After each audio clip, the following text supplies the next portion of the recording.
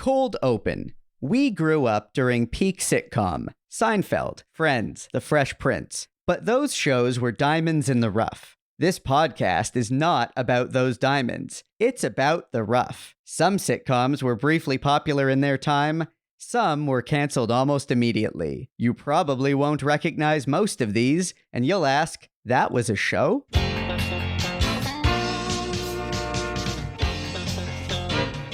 That was a show? The podcast about failed or forgotten sitcoms from the 80s and 90s, starring Brynn Byrne, Aaron Yeger, And Andrew Helmer as Barry. a Radio Gizmo production.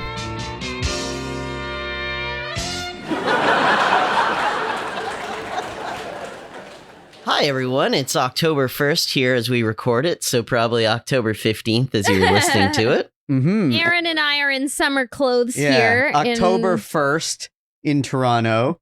For our many American listeners who might be under the false impression that it gets really cold here.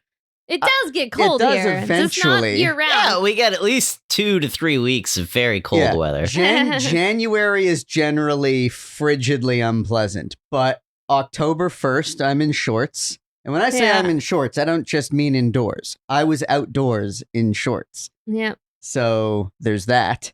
Yeah. But Aaron's like one of those dudes who likes to wear shorts whenever possible. So Yeah, Aaron's a real dad. I was, and I was looking forward to doing like my changeover for my closet, which is like, when you pull all the warmer stuff to the front and you push cold. I do a full changeover and I enjoy that. And I was like really looking forward to doing that. And then out of nowhere, it just got really hot again. Yeah, it's still too hot. Yeah. And I think it's supposed to be generally very mild all October. Weird. Well, this is amazing, banter for the listeners. It's great. You guys really get to know the real in-depth conversations we have. Yeah. Just really chatting about the weather. I'll throw some more relevant banter. I don't know how often this happens, but we're recording this episode on the same day that our previous episode dropped. Whoa, so trippy. So Harry and the Hendersons, of course, came out this morning, which of course now for those of you actually listening to this is 2 weeks ago. But nevertheless, that was a fun one to edit. Turned out really well.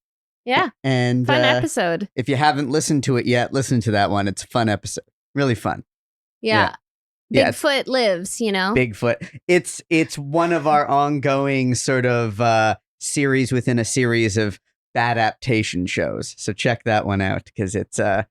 It's fun. It just me, or does that show and this show kind of feel like the one we're about to dive into? They feel like fall shows. So maybe that's why we're talking about fall weather. I don't know. There's something about... Oh, yeah. You know what? No. Yes. There's something about college. Well, like the one... Starting college. Yeah. You're right. We're about to hop into talking about Boston Common. Yeah. And that, I just feel like when you have something set on a college campus, it just feels like fall. It just feels like changing leaves and pumpkin spice and all that other basic fall stuff, If there had been a single exterior shot in either of these episodes we watched, I probably would have agreed. But That's an interesting point. It's true. You never get the stereotypical shot of a ivy covered building. So they didn't even spend They didn't even spend any extra money on the pilot to have them walking in places. Yeah, they were like, no. So two thoughts. Right, but we gotta get into it, Aaron. But I'm realizing now when we talked about Harry and the Hendersons, we never thought to comment on the fact that you never see the woods. Yeah. That's crazy. And now Boston, okay, yes, we'll get into it, but Boston Common is named for a specific park, a specific part of Boston that you never see in the show. More research than I did. Yeah. In those 2 episodes only. I don't know. I mean... If they're not showing Boston Common in the pilot for Boston Common, I don't trust they're ever showing Boston Common. I mean, weren't they just saying that was the school? Because it was like a generic school, wasn't it? Right. But it's just like a generic college in Boston. But the point is, if you look on a map of Boston, Boston Common is like Central Park in New York. It's like a big feature of the city. Well, Anyway, I'm derailing things a little. Let's properly do your thing, Barry. Do the thing. Let's do the thing. Never. All right, let's do the thing. It's a Barry episode, guys, so buckle up, buckaroos. Boston. Oh, wait, hold on a second. No, wait, I changed my mind. I was going to do it with a Southern accent. Then I realized, no. And another thing, you don't hear any Boston accents in the show. Anyway. Just Southern accents. Just the Southern. All right. Boston Common was a show. This 2-season bit of country fried gold aired on NBC between March of 96 and April of 97. It concerned the antics of 2 new Boston residents, freshly transported from Virginia. Boyd, a good old boy, and his starry-eyed sister Wyleen, played by Anthony Clark and Hedy Burress, respectively. Wyleen's following her dreams of attending a big city school, and Boyd is basically flying by the seat of his pants. The show originally aired on NBC's Must See Thursday, where it was placing 8th in ratings. It went over just about as well as Biscuits and Gravy Down South. For its second season, it was dumped to Sunday nights, where it dropped all the way to 52nd, and it went over as well as, like, oyster casserole, anywhere but the South. So yeah, it was, I'm just gonna jump right into episode 1, guys, because I didn't cover it all in my opening. Go for it. So episode 1, we open as a few of the sitcoms we've covered have opened, with our heroes Boyd and Wyleen driving towards their new lives, though Boyd doesn't quite know it yet. Wyleen is excited. She's finally leaving Virginia, and she's ready to start her new independent student life. All of her dreams are finally coming true. First, intro to communications, then untold riches. We know how that. There's a straight line to that. We know that. Straight line. It's. We'll cover that. We'll cover that. Boyd is basically just driving her there, but Boyd, who's a handyman by trade, is pretty rudderless in life, and he has no plans at all. In quick succession, we're introduced to an eclectic supporting cast. Steve Paymer as the gloomy neighbor Leonard, Tasha Smith as the delightfully sarcastic Tasha, Professor Jack Reed, played with a smarmy charm in the pilot by Patrick Fabian, and a neurotic mehness in the rest of the series by Vincent Fetreska, and lastly, we meet the grad student Joy, played with earnest manic pixie shuckness by the always enjoyable Traylor Howard, joining us once again on Twas, only a few episodes after the last time we talked about it. Yep. Boyd is immediately smitten with Joy, and through a series of random bits, finds himself working at the university, eager to spend more time with her. Unfortunately, she's dating Boyd's intellectual nemesis, Professor Jack. Oh, he also completely bulldozes all over his sister's dreams of being an independent, sexually liberated student by just moving into her studio apartment with her. If it feels like I only paid moderate lip service to what was going on with Wyleen as a character, then I definitely told the story of the pilot pretty accurately. Yeah. Great point, Barry. Yeah. I mean, where to begin? Interesting one. Because, like, I started out, like, really disliking it. Yeah. And then, like, kind of, like, I don't think I ever got to liking it. Yeah. But it kind of started to work its way into me a little. Where, like, Boyd, he's very, he's pretty obnoxious. Yeah. You know, he's laying on the southern charm pretty heavy. But it starts working on you a little. Like, Anthony Clark's, like, weird energy.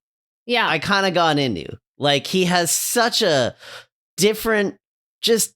Well, he has theater kid energy. He has theater kid energy, he which does. You don't expect in this type of character. Yeah. No. And it's kind of delightful. And he started working on me, and then the show started working on me a little bit.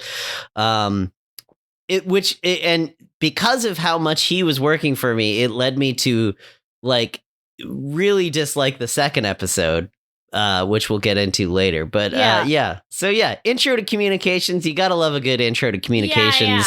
So because that's clearly like that's a writer's joke. That's a everybody starts there. So you and I were communications majors. Yeah. And we took that intro to communications, which was probably the most boring and cerebral class I've ever taken in my life.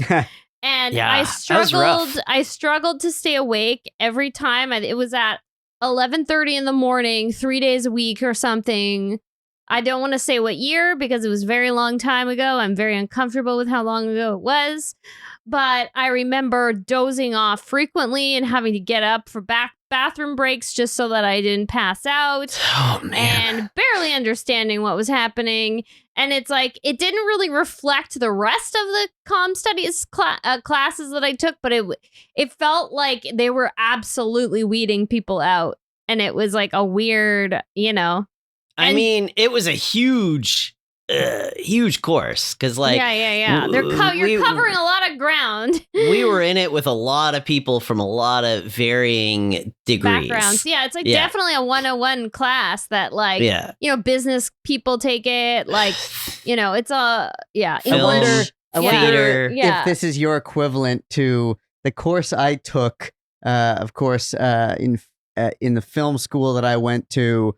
Everyone in every Bachelor of Fine Arts program had to take the sort of basic intro to fine arts history course that trust me. That would have been more interesting. That would have been way more interesting. Well, my point is like, so some people found it very interesting. Some people did not find it interesting in the slightest. And it's kind of like it was a huge class in the biggest lecture hall that the university had. Yeah. And so it was quite a wide swath of students from lots of different types of programs that all had to learn the different types of Greek columns or risk, losing an entire letter grade by not knowing the difference between like Doric and Ionic. And you could tell that like at least 50% of this 1,000-person room did not want to be there, period. Like full stop. They would vocally say, like coming out of the doors every day, like, why the F do we have to take this class? And the other half of the class was like, this is the best. Oh my God. I don't think I met a single person who liked it. Yeah.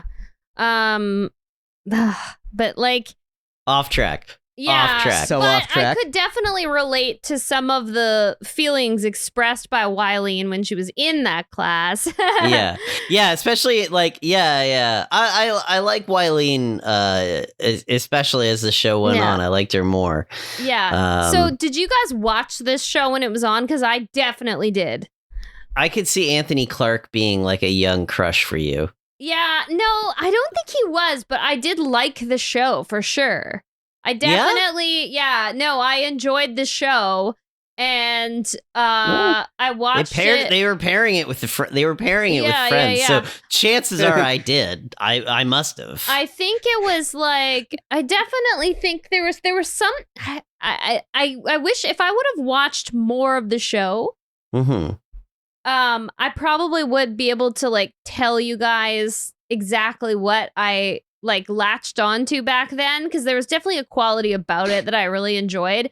I think it was like more things like the banter between like Tasha and Boyd, and like you know, like Leonard would come in, and I found Leonard very entertaining back then, but now I found him insufferable and kind of pointless. I felt his character was character's just wedged in there. Well, maybe he works better in other things, right? Maybe. Because if you liked him back then, there might have been a reason.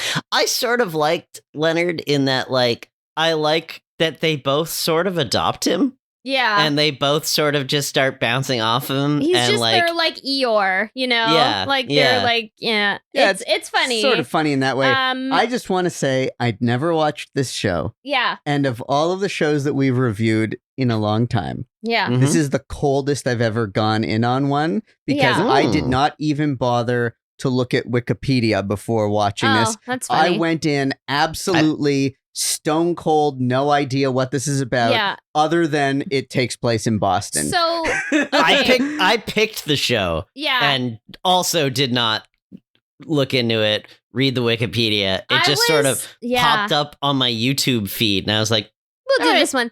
Well, I was waiting for you to talk about like the origin of it, because I think, and I don't know if this is like, obviously I didn't do the research because I was like, meh, it's not my pick. I'm not going to do the research. But I think that this is probably like, he's a stand-up. So Anthony, so he's a stand-up, and he's from Virginia. Yeah. And then went to college in Boston.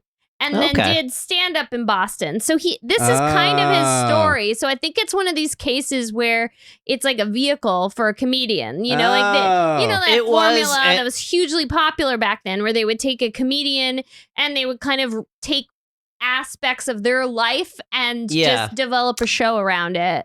But also not, I don't think it goes that far as much as like, I think maybe the show ends up being more tailored to him, bringing him on, because like, you know, he wasn't involved in he doesn't have a producer credit or a writing credit, so I think it's more like, it's less a John Mulaney scenario where it is more just this was his character, like that he was sort of doing in his stand-up, like he laid into his Virginia roots pretty hard.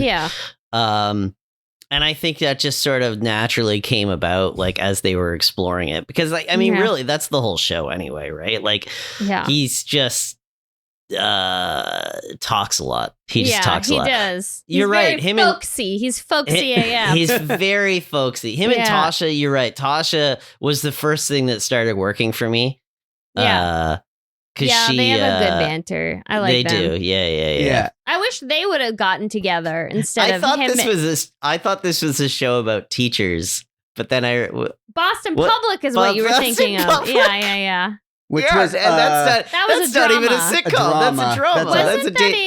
That's David E. Kelly. David E. Kelly show. Yeah. My follow up to going into the show cold is that the opening titles, those shots where it cuts between color and black and white, and the whole visual style that's like, I predict maximum 90s. I predicted accurately the year that this show started without having looked it up based on the look of those opening shots. Yeah. And it feels like those are so generic to 1996 that whoever shot that also didn't know what the show is about. It was like a template, straight. It's like an After Effects template where you just plug in shots of your main characters with the camera swooping around them on a rooftop or something, and then like half of it's in black and white. Well, and it was mercifully we don't get a full title sequence anyway. We just get like couple of seconds. So similar energy to, say, Two Guys, a Girl, and a Pizza Place. Totally. Yeah, it's exactly. That era for sure. Yeah. The theme song, it reminded me, like, the style of it is like a combination of Hootie and the Blowfish and Counting Crows. It's like this, like, kind of like hybrid of that kind of like popular indie pop rock that has a bit of a country twang to it. So this is a Jonathan Wolff show. Did he write that? Well, I don't know if he wrote that opening song though. Okay, he scored the show. But I wouldn't be surprised. I'd be curious. I wouldn't be surprised. He's really great at like mimicking popular music style, like, you know, like taking like a popular style that suits the genre. Yeah. So like he would take like popular music of the time and create something, because it's a perfect capturing of the music that would have been popular for like college students in 96. Like it's a perfect portrait of that. And there's like, you know, there's elements of like, if you fell asleep when Friends was on and then you woke up and this was on, it might take you a couple minutes to realize that, you know, you were watching something different, because the transitions were all very similar. And like, I know we're supposed to root for Boyd, but a lot of his behavior is like a big red flag. Like, I think the character has good intentions, but like just the way he goes about interacting with Joy, like, you know, I want to talk about that. Talks about in her the second, because we got to talk about the second episode, and that's all in the second episode, right? Right, but also like the fact that he gloms onto what his sister's plans, basically. Like, he takes over, like you said, he bulldozes her her exciting like new milestone. Well, because if you watch the opening scene in the car, as we did, I assumed that she was the main character in the show based on that scene in the car. Like this is like she's the star of the show, and then as soon as they get out of the car, he like bulldozes the whole pilot. Yeah, he is definitely a bulldozer. No, I think, whatever. We'll flip back and forth a bit, but the second episode is where a lot of what Brynn is talking about really comes into play. Let's finish talking about the first episode then first. Did we buy the whole thing of him like so quickly deciding to stay there? Like, nope. I feel like I appreciated that they gave him logistical reasons where it worked, as opposed to say like Felicity dropping everything. Oh my god! And, it reminded me of Felicity. In that sense. But at least Boyd got a job. Yeah, he got a job. Yeah, but like it felt like there needed to be one more beat of them saying of his sister being like, either his sister acting like, okay, I was so excited, but now I'm panicking and I need some support here. So stay with me. Like, that would have been a good way to do it, where she was like so excited and then got there and then freaked out and then was like, oh, I need some support. Can you stay for a while? Or something. That's not bad. Yeah. Or, him being like discouraged about his own life because he sees how excited she is. And there's some other beat where someone, like, I know in the car, she at one point is like, well, you're never going to leave. But there wasn't enough, they could have pushed that more. Yeah, there's a missing couple of scenes. Where it's like she gives him a pep talk about how he needs to change his life and choose a course for his life. And then the light bulb moment for him is like, oh, I'll just stay here and take this job. That would have been a better but plot. But that didn't really happen, did it? No, it doesn't. No. It's all very implied. There's a lot of heavy lifting done in that first scene, and we don't get it a lot of...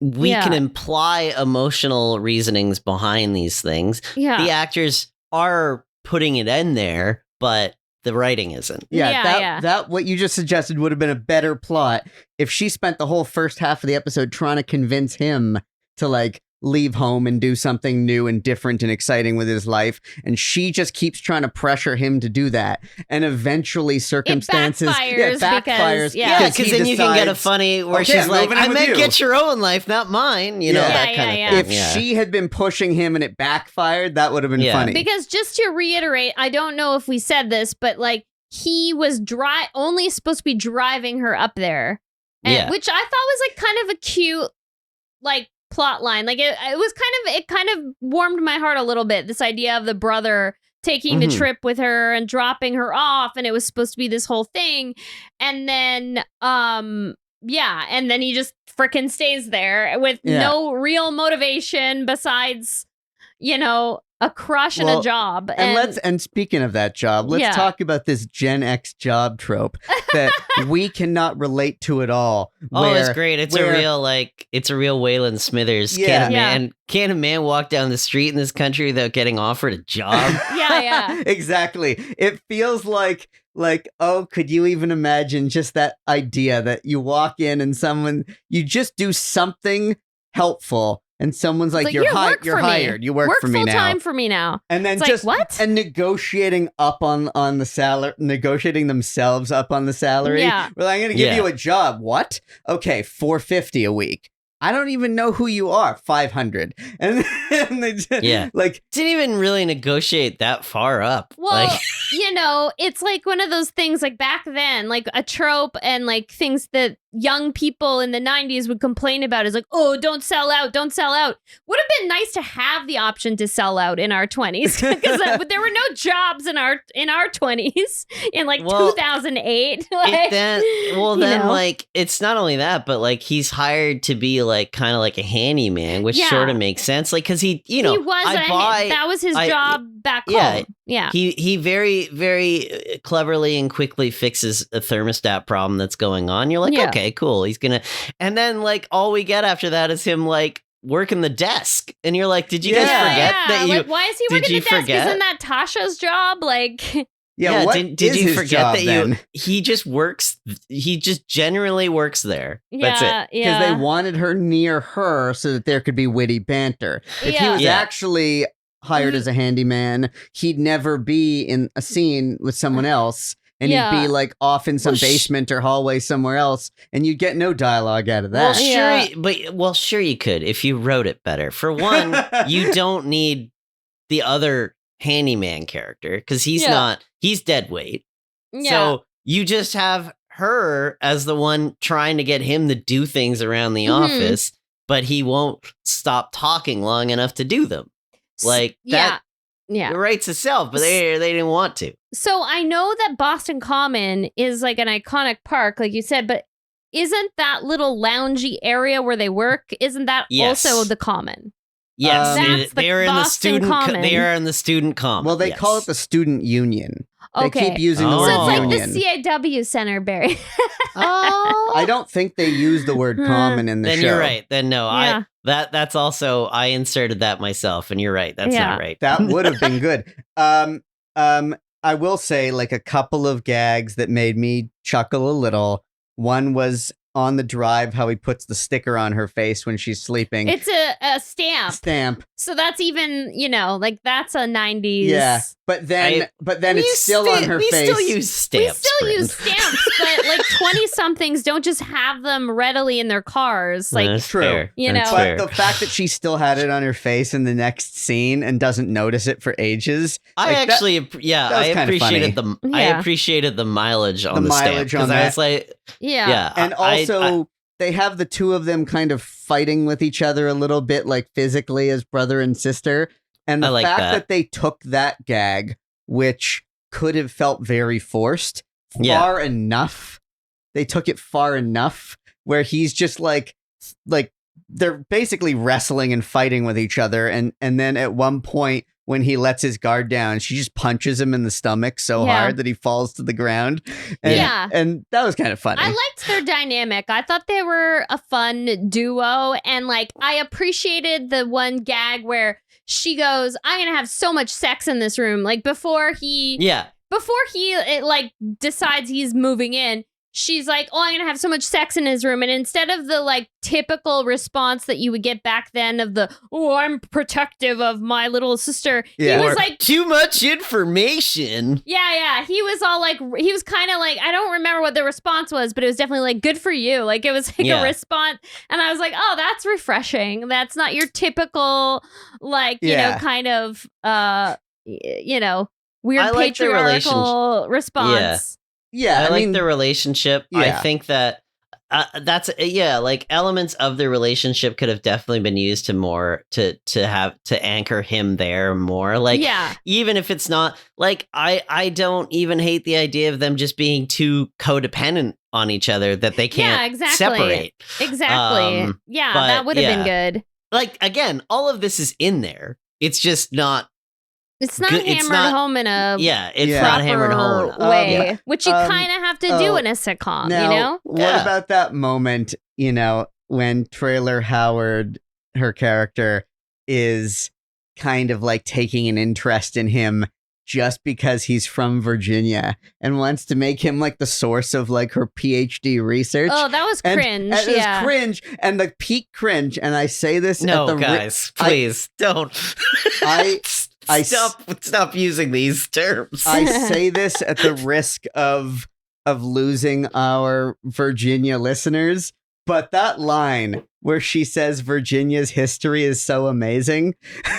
Yeah, I was like, it made me picture that Tim Robinson meme where he's like, "You sure about that? You sure about that?" In fact, even his reaction was kind of like, "You sure about that?" Like even he was like, I think you're hot, so I'm going to, follow this conversation where it takes me. But even he seemed confused. Yeah. Yeah, it was weird. But their back and forth is really good. Like, it's not always like super funny or bantery, but they do have interesting chemistry with each other. I hate will they won't they's. I mean, I know it's 1996.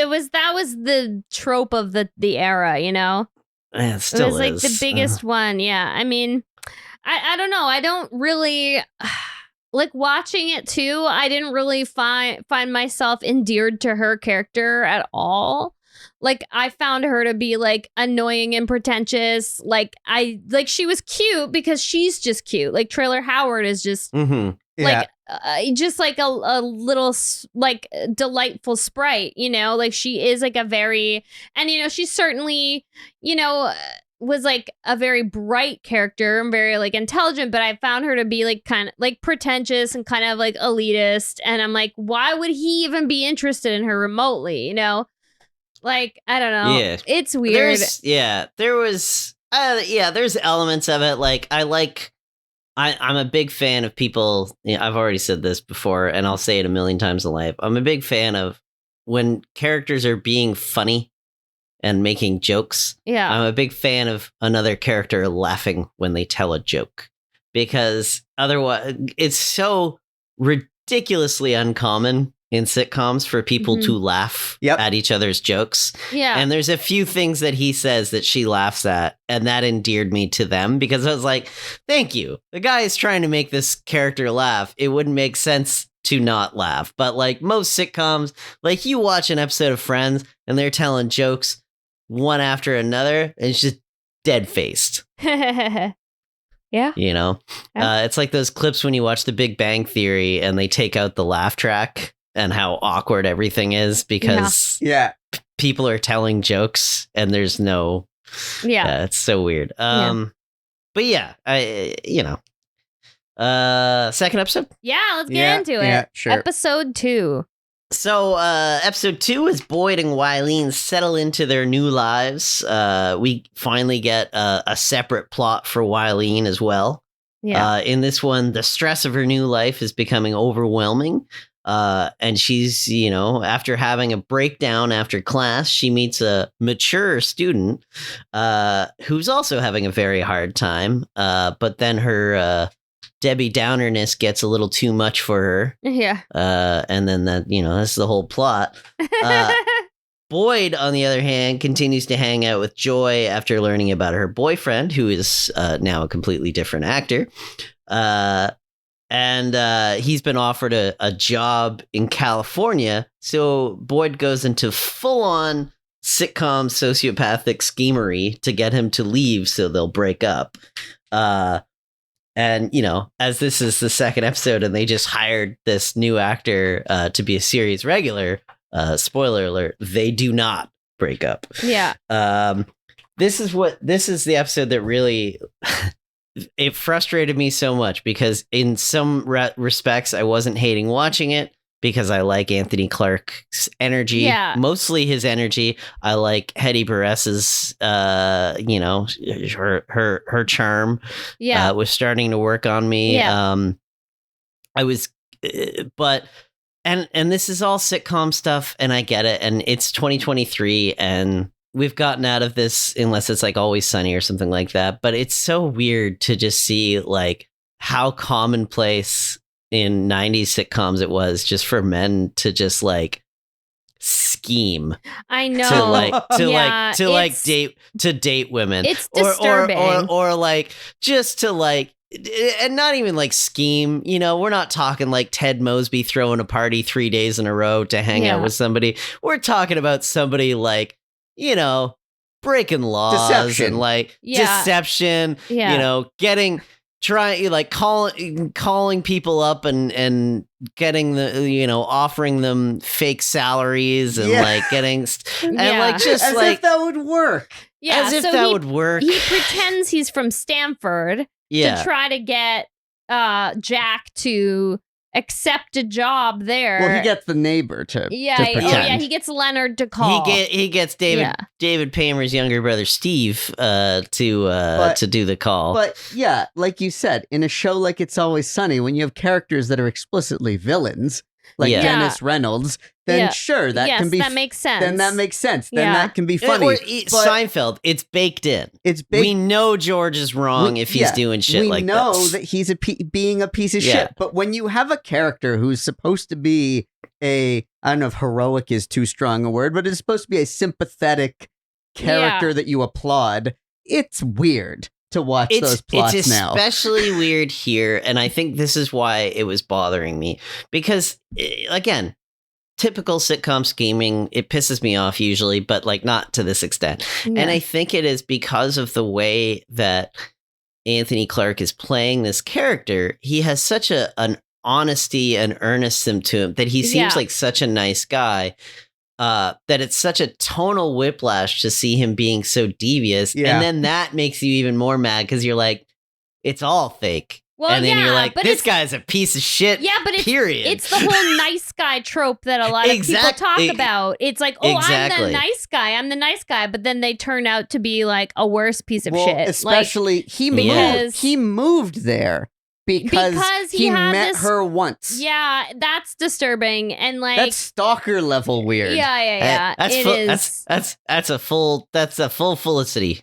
That is a full Felicity. Yeah. Yeah. It's like, okay, this person was nice to you and you are attracted to them. So that means you're gonna live there and pursue a relationship at all costs. Like that's fucked up.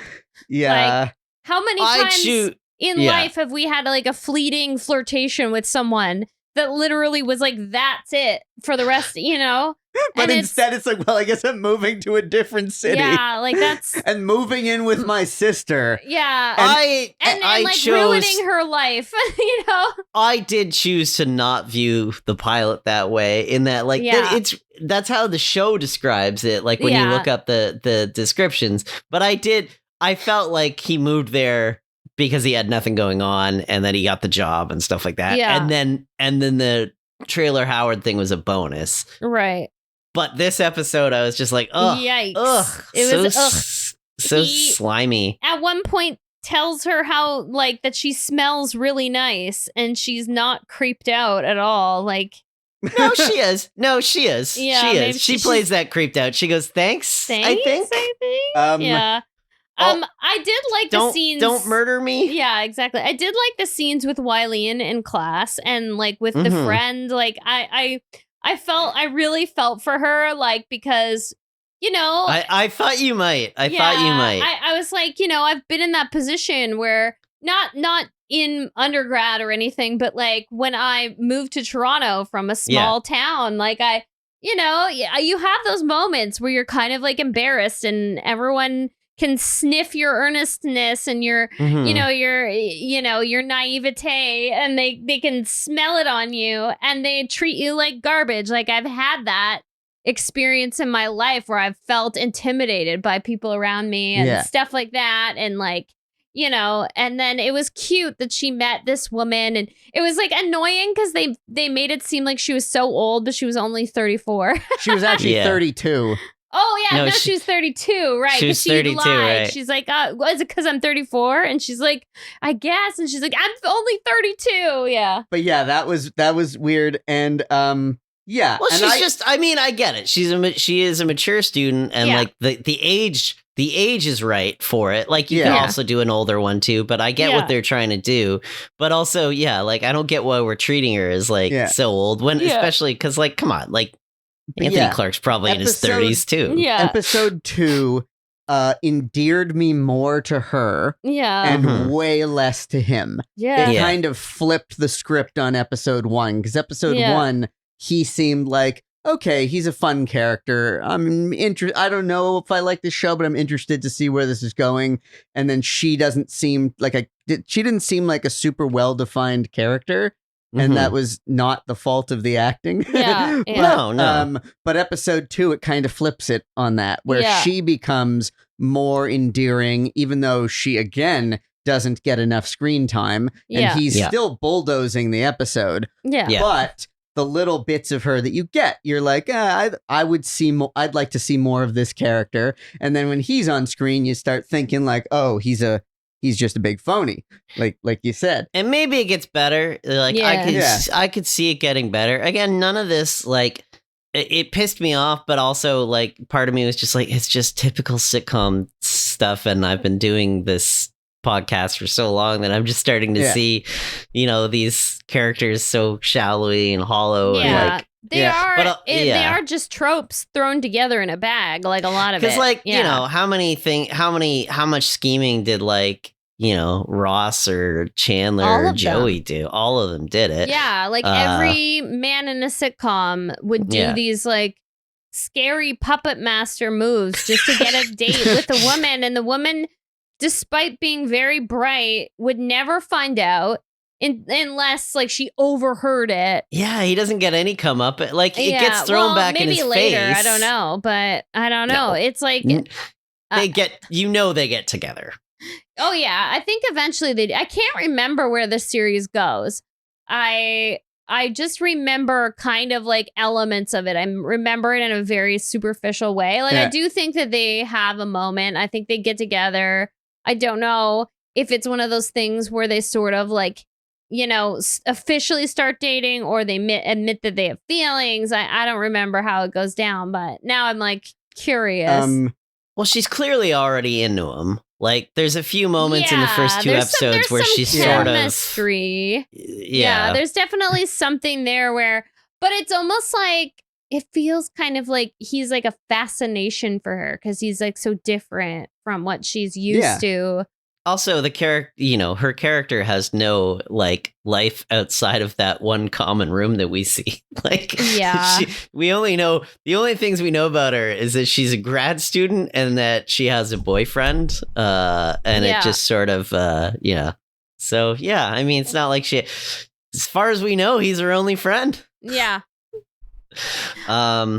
It's no, I would say like the Jack character is interesting in that, like, he gets recast for whatever reason. I didn't bother looking into it. At first, I couldn't tell if the guy was recast or if they just radically changed his hair. Well, I know. So Patrick Fabian, like, they gave him similar hair, but like Patrick Fabian is an actor I'm familiar with, and I like his energy. He's like a low key, like John Glover. And like there's something about like he's real. The character is, it's such writer bullshit about like just trying to like rail against the intellectual people they've met in their life that like nobody's this shallow and like that. But there's something about the character that Patrick Fabian sort of made work for me. Whereas the other guy who ends up the regular, I was like, I just don't like this guy. Vincent Ventresca. I didn't like him at all. Yeah. And I can see him like Patrick Fabian, like he's the first one. The first one. He has a good back and forth with Anthony Clark where I sort of liked their rivalry because weirdly enough in the first episode, like even though they're kind of like verbally sparring with each other, I don't really get like a disdain from either of them. Mm-hmm. Whereas in the second one, like neither of them like each other, and that's not, I don't find that. I don't know. To me, it felt like this predictable. Like at one point, one of my notes was, okay, so this is about how these charming rural Southerners are foils to the elitist intelligentsia of the off-brand Ivy League. Yeah. Yeah. I remember thinking after watching the pilot, I was like, I bet you they write this guy off immediately. And then I was like, well, I was half right. Yeah. I don't know. It was an interesting show to try to understand what they were trying to do with it. Because to me, it felt like the speed of the banter and the jokes and stuff was so fast, and the pacing of the show was like quite well done. So it's kind of like all of it's moving so quickly that it kind of paves over how shaky the plot and characters are. And just because the dialogue is so snappy. And yet it's 2 episodes, and this show is never going to work as a hangout show because they've not really established a world where all of these characters are going to comfortably hang out together. Exactly. Like they only will give, you can't see Wyleen hanging out with any of the other characters, Steve Paymer's character, sure, fine. But like, it's so weird to see him on the college set in one scene. And because you're like, what's he doing there? Wait, what does Leonard do? Does Leonard, he work at the university too? He works at the university. Oh, he right. runs He their does, historical shoe research facility or something. Yeah.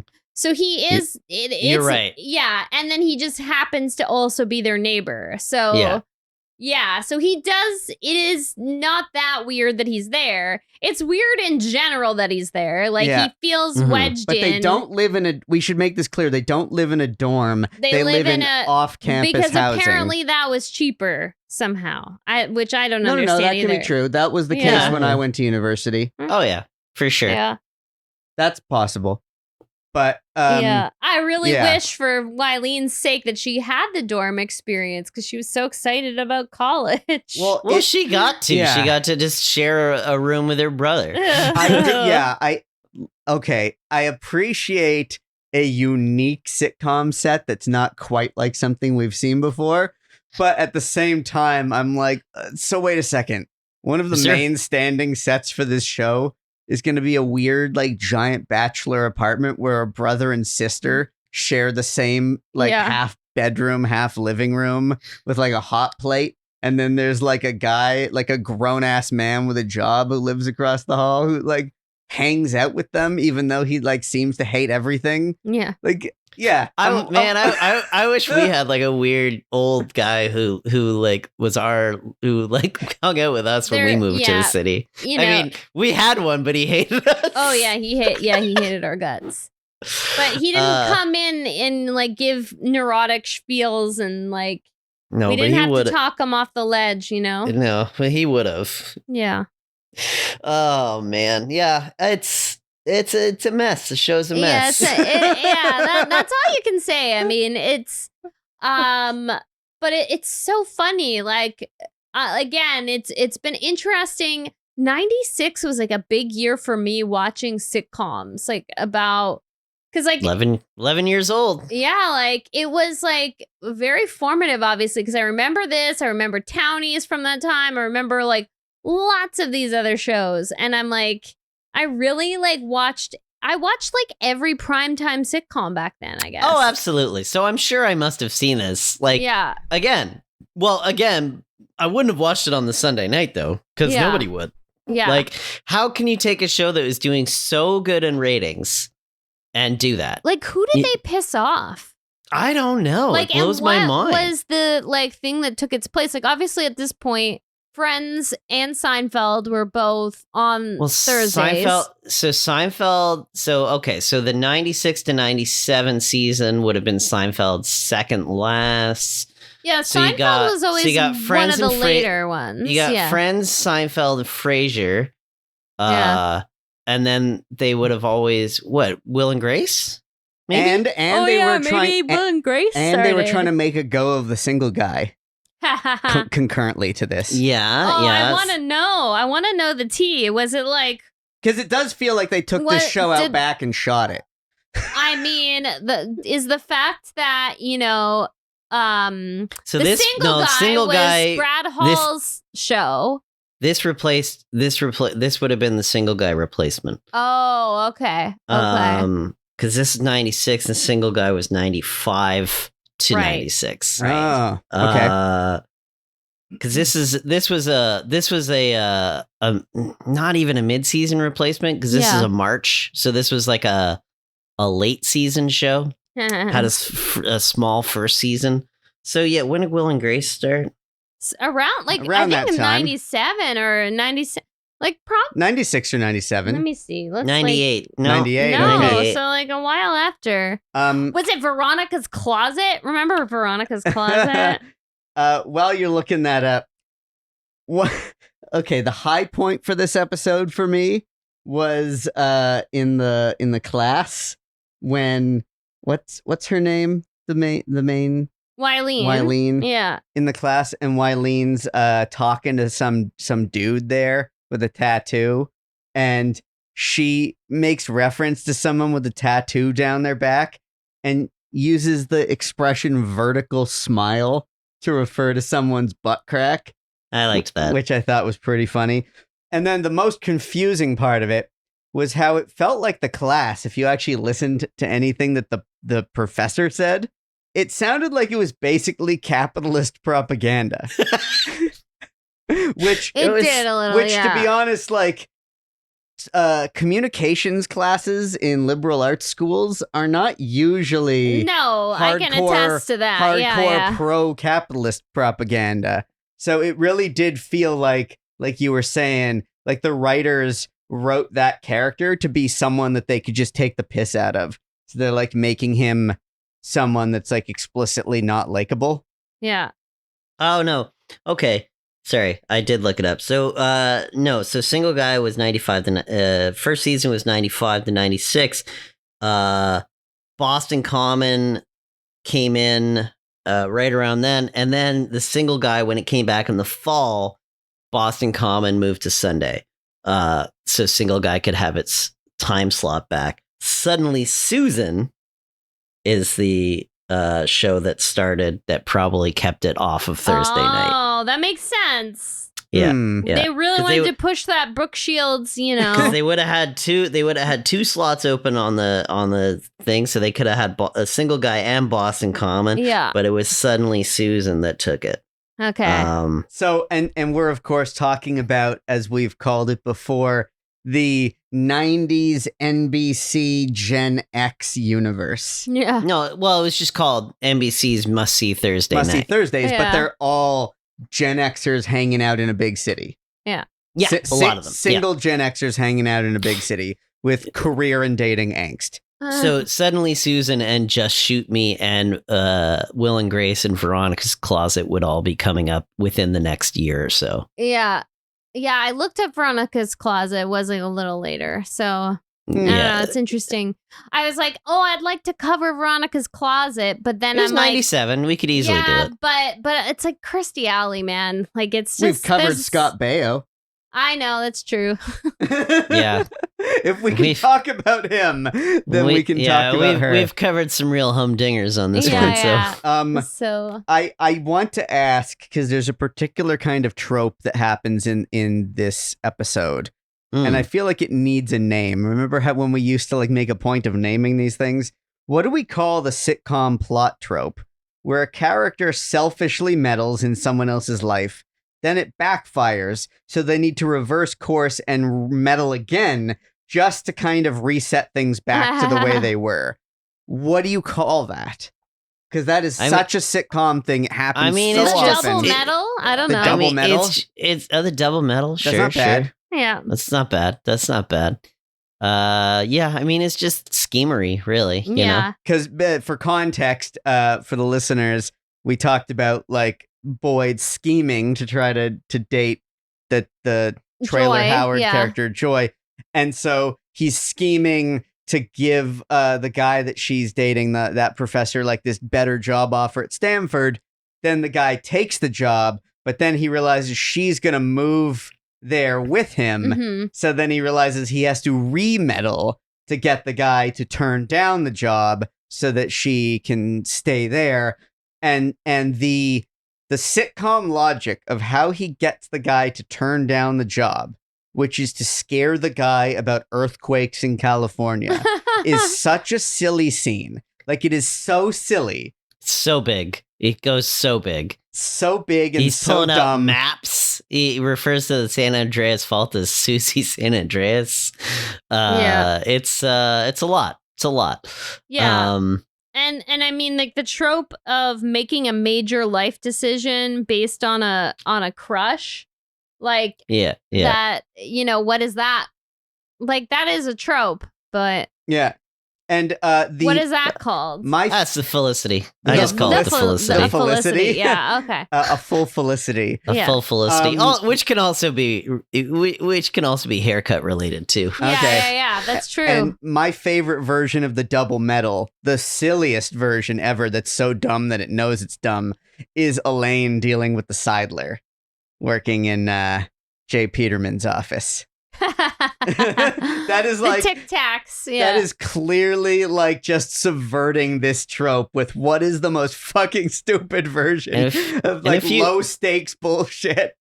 And if you are dead, I'll find out about that too. I feel like a lot of Elaine's like storylines revolved around like those schemes, those like meddling schemes. George and Elaine get a lot of them. Yeah. Both of them. Yeah. Both of them. Yeah, It's they're wild. always trying to manipulate situations to their own advantage, and it always It 100% of the time backfires. Yeah.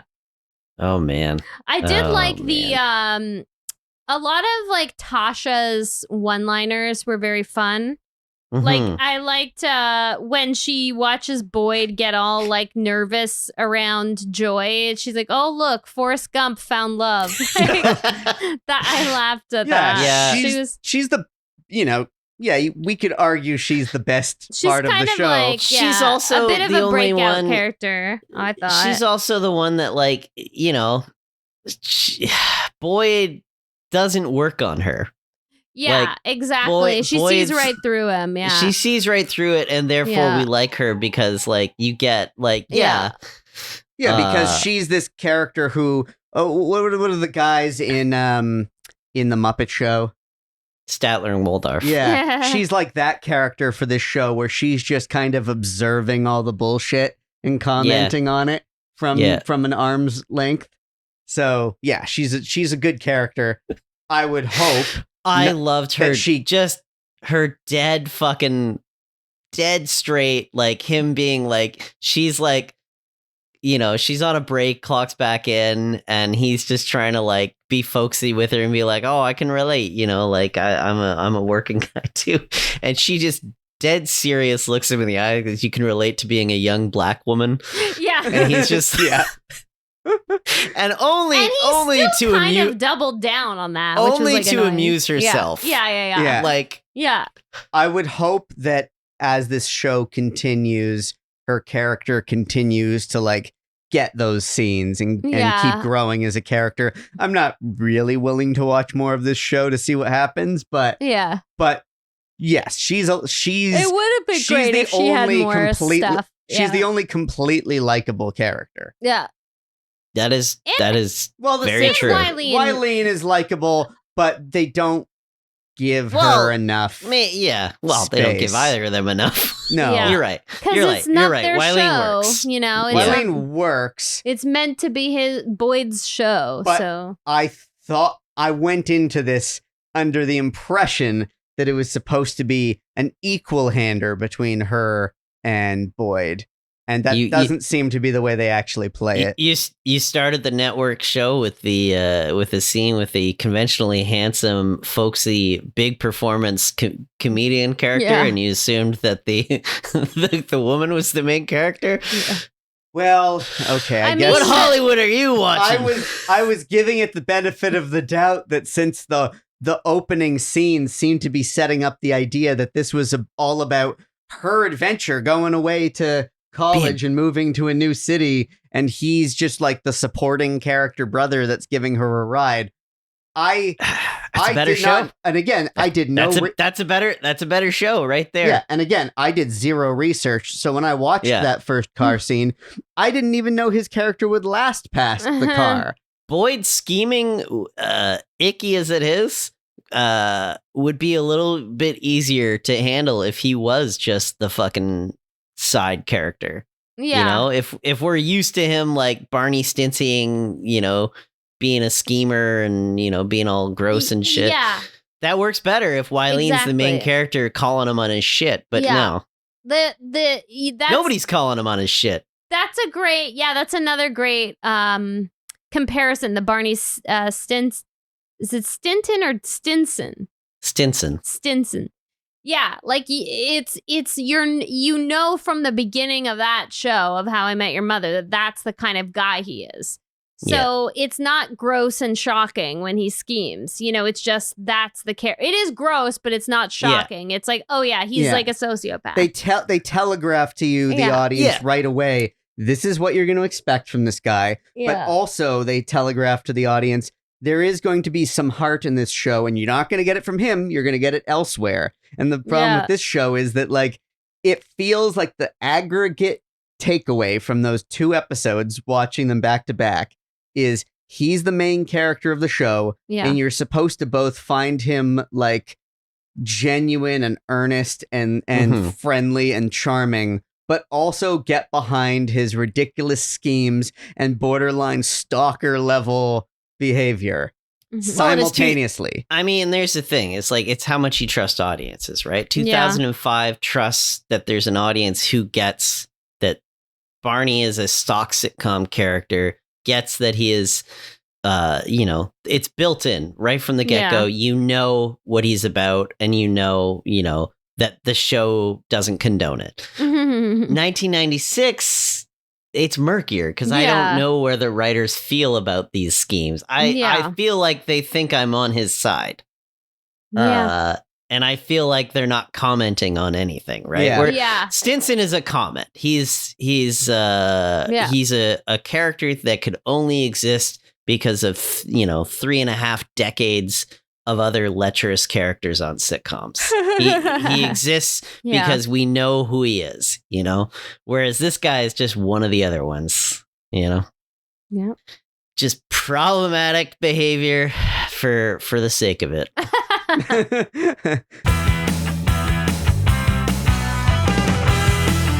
All right, hit me up with some 6 Degrees to Friends, because I feel like there's a bunch. I feel like we got to be real close here. Yeah, we are.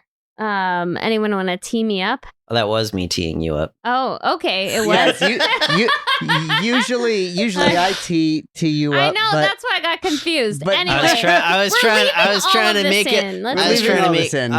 make it a real natural flow, but I know I ruined it. Ruined it. All right, classic tee up, Brynn. Give us the 6 Degrees of Friends. So there's quite a few. Well, not quite a few, but like a few solid ones. So there's 2 separate connections via Vincent Ventresca. Okay, so who's he again? He plays Jack. Jack number 2 from the second episode on. Okay. So there's a 1 degree connection. He played the role of Fun Bobby, one of Monica's boyfriends. Oh, okay. Yeah. Oh, man. So he was in a few episodes of Friends. I recognized him. Yeah, which is like it's like a terrible plot line that would not be done now, because he's basically a mimbo. No, he's not a mimbo. He's an alcoholic. He's an alcoholic. And they're all upset. One of the big plot lines is that they're very upset that he stopped drinking because he's not fun anymore. Which is it's weird because like the characters on Friends don't even drink. Yeah, they don't even drink that much. And it's like, they're all like, oh, he was only fun when he was like blacking out and like, basically, it's a bad plot line. That's a plot that could work. Again, that's a plot that could work on a Sunny or a Seinfeld or even a How I Met Your Mother. Yeah. That's an out of place plot on Friends. Yeah. Yeah. And then, so there's like another 2 degree connection through him. So he was in the movie Romeo and Michelle's High School Reunion. So he plays like the crush of Lisa Kudrow's character. Okay. So he plays this guy Bobby in Romeo and Michelle's High School Reunion. Another Bobby? Yeah, another Bobby. He's is it Bobby? Am I wrong? Anyway, whatever. It doesn't matter. This isn't a Romeo and Michelle podcast, so don't worry about it. So there's like a lot of Phoebe Buffay kind of connections here. So, and then Lisa Kudrow, as we know, played Phoebe Buffay on Friends. So there's both a 1 and 2 degree connection with with Vincent Ventresca. Okay, and then the next one is through Steve Paymer, who played Leonard. He recurred on Mad About You, alongside Lisa Kudrow, of course. Who she played Ursula Buffay, who was the twin sister of Phoebe Buffay on Friends. Oh boy. Yeah. And then there's gonna also have to ban it again. There's one more. So Sam Anderson, who we didn't see in these episodes, he plays President Wesley Butterfield on Boston Common. He guest starred on Friends as well. So love Sam Anderson. Yeah. So there's like a lot of cross-pollination there. There's probably even more, but that's all I wanted to really cover.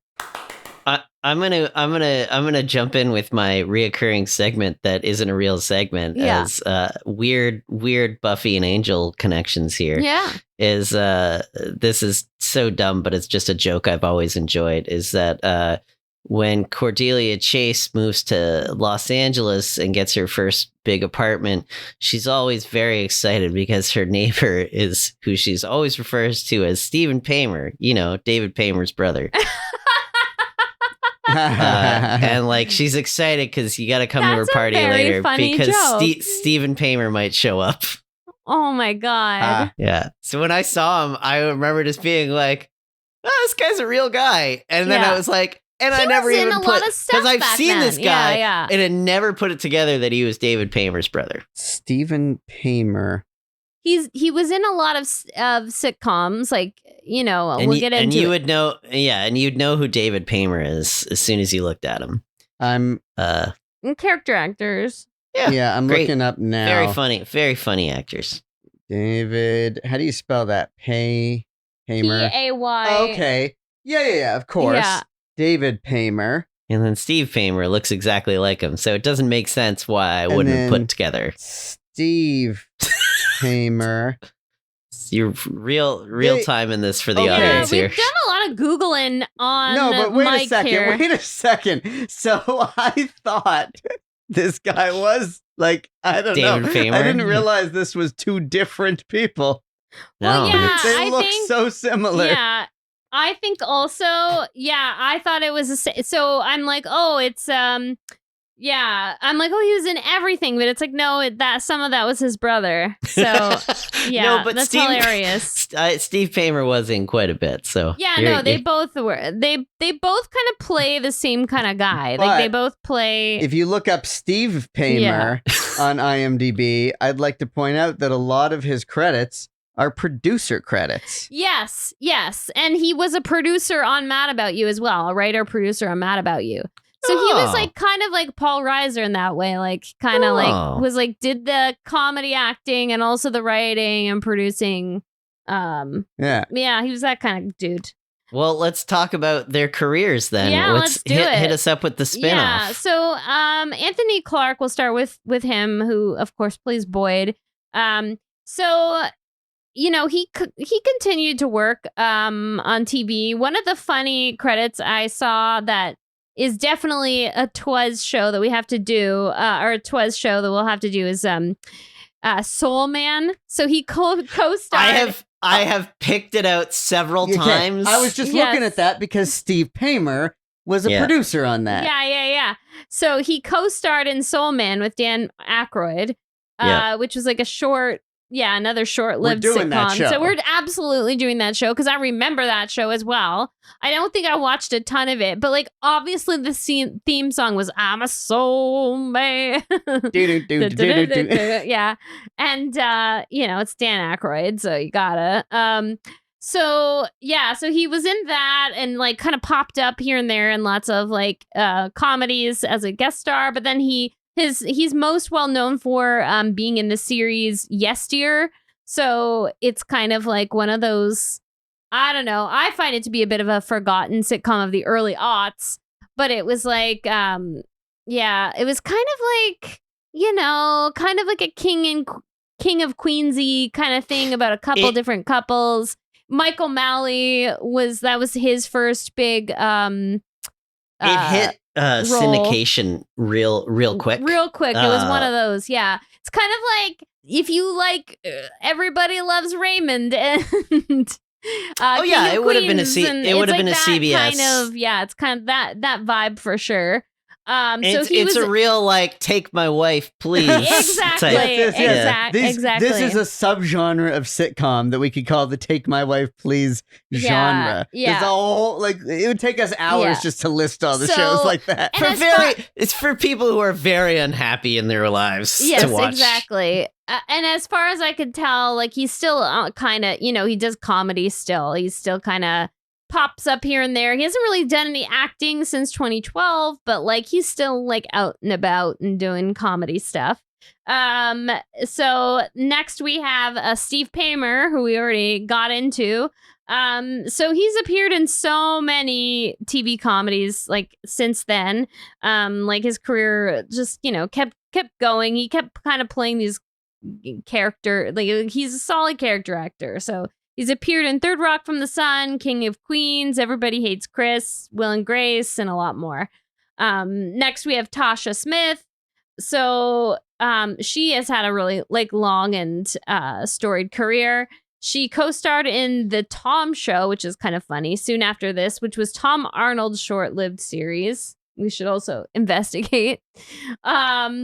Probably not short enough. Yeah, probably not. So she's also appeared in Nip Tuck, Girlfriends, All of Us, a couple Tyler Perry movies, including Why Did I Get Married and Daddy's Little Girls. She was the star of the series For Better or Worse. Recently, she had a recurring role on Empire, and she's currently on the Netflix series Survival of the Thickest, starring Michelle Buteau, who I really enjoy.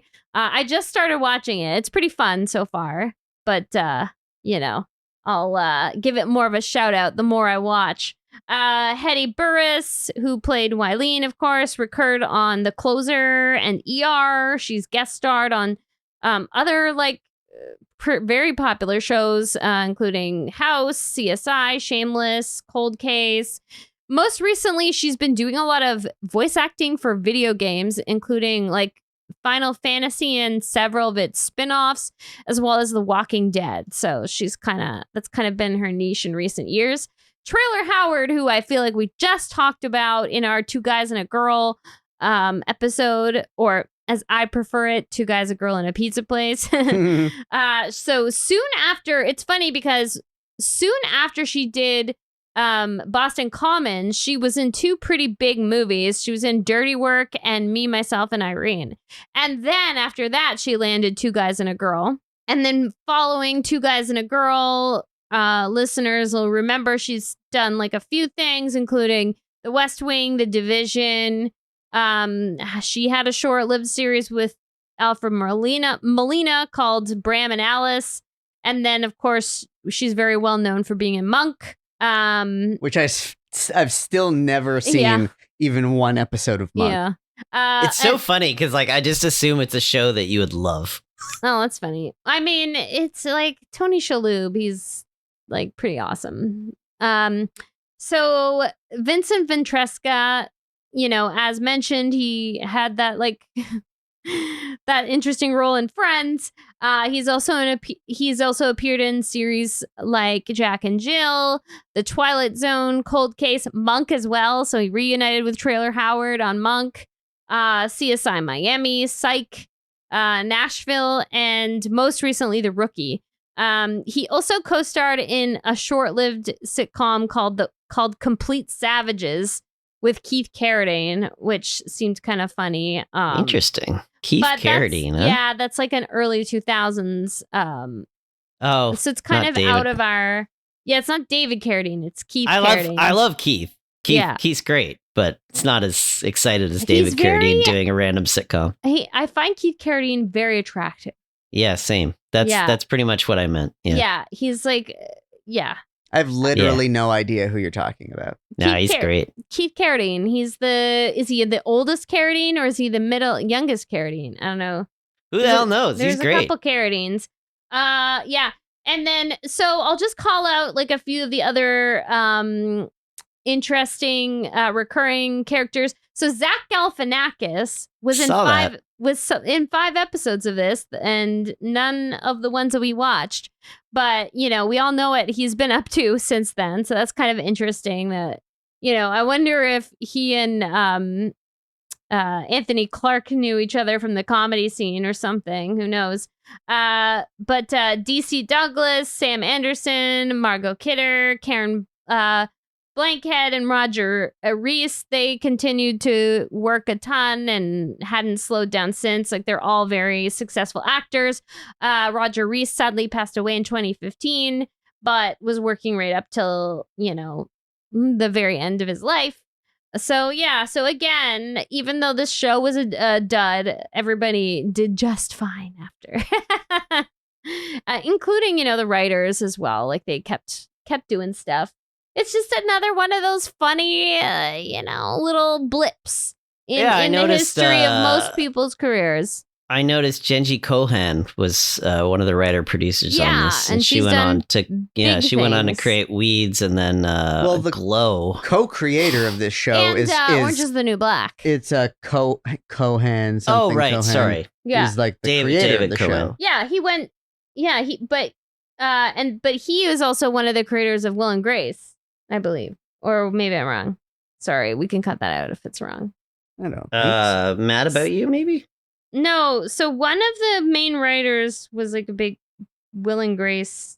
Okay, whatever. Just forget Let's cut all this out. Cut all this out. Let's cut the whole episode. Okay, so it's created by David Kohan and David Kohan. Married to Genji Kohan? Creator, executive producer of Will and Grace. Oh, well, I was right. Yeah. Why am I doubting myself? I don't know, but you were right. I'm right. There you go. And he's the brother of Weeds creator Genji Kohan. Oh, that's so funny. Have they done a show together? Well, I guess they did this one together. But. Yes. Yeah. They did this one. We're keeping all of this in too. Yeah. This is like a kind of a sloppy episode. But we're really flying by the seat of our pants on this one. Just like Boyd when he moved to Boston. This is a great one. So Genji Kohan was married to Christopher Noxon, who is a TV director and whatnot. Who is brothers with Marty Noxon, who is a huge TV writer. Yeah. So they're all Nepo babies and brothers and siblings, Nepo siblings. Yeah. I don't know if it counts, but is it Nepo babies usually refers to hiring your children? Yeah. But terrible episode, guys. Terrible. Well, you've come this far, so I mean, yeah. But we're lovable, so I think our foibles are like, it's all this. I think this beautiful foliage. Well, there actually is. Like the leaves are changing actively, so yeah. But I think people like our content, but I think they like us. So I don't think they care that we're screwing up left and right. And gosh darn it, people like me. Yeah, I think so too. It adds flavor. Now let's call up Mr. Producer and just get the hell out of here. Do we have to? Yeah. Why is it an automatic thing now? I don't know. I don't know, but I feel like he might have something to say about this show. Let's check in with him. All right. I think you're overselling him.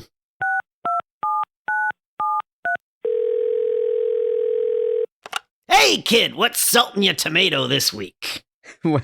Well, this week we talked about Boston Common. Oh, sure. Interesting project there. It was part of an experiment that NBC ran, where they just wanted to see if people would watch absolutely anything that aired on the same network and night as Friends and Seinfeld. And it turns out they would. Yeah, really weird to see how far the ratings dropped after they switched the dates. Time is everything. Speaking of time, now that the writer's strike has come to a close, you must be gearing back up to go back to work on That's It.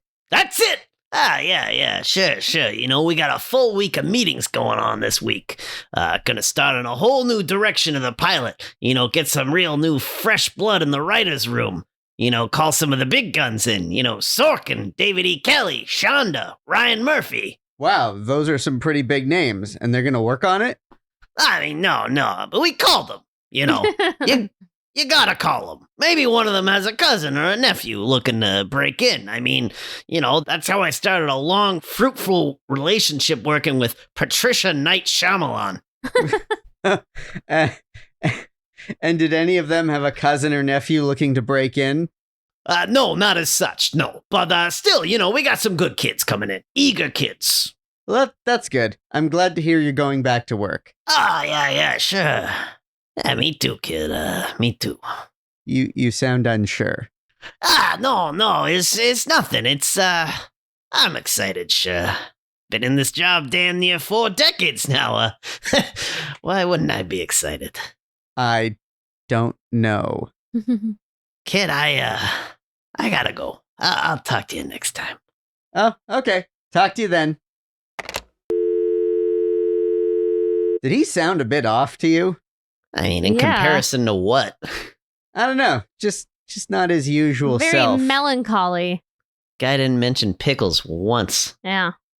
That's Boston Common. A show that... Any leftovers, Aaron? You always got leftovers. I usually do. All I have this time is to reiterate that it's a show where we see no Boston. We see no Boston Common. We hear no Boston accents.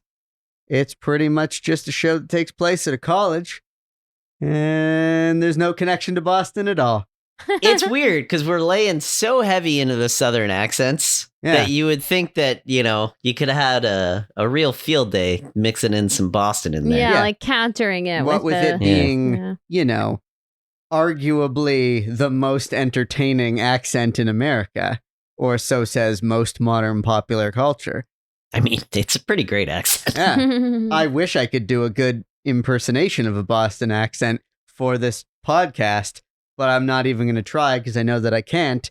But if I could, I would, because that, to me, was like 51% of the selling point of watching this show. You just got to say, like, no ma. Yeah. Yeah. Well, you look like you want to say something. No, I was just thinking of Dunkin' Donuts now because it's Boston, Massachusetts. What does that have to do with Dunkin'? That's huge there. Is it? Dunkin' Donuts is like the birthplace. Like I didn't know that either. Massachusetts is like the birthplace of Dunkin' Donuts. I didn't know that. Yeah, I didn't know. And that's why like Ben Affleck always has Dunkin' Donuts. He like walks around with Dunkin' Donuts. It's like a whole weird thing he does with the paparazzi. I didn't know that either. Yeah. I didn't know that either. These are some deep cuts. Yeah, I'll say. All right, it's a good note to end it on. And cut to credits.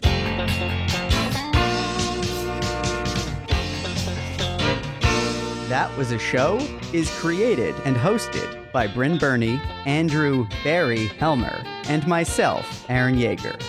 It's a production of Radio Gizmo in Toronto, Canada. Subscribe, rate, review, and share. Follow us on Instagram and tell your friends about it. That Was a Show? Radio Gizmo.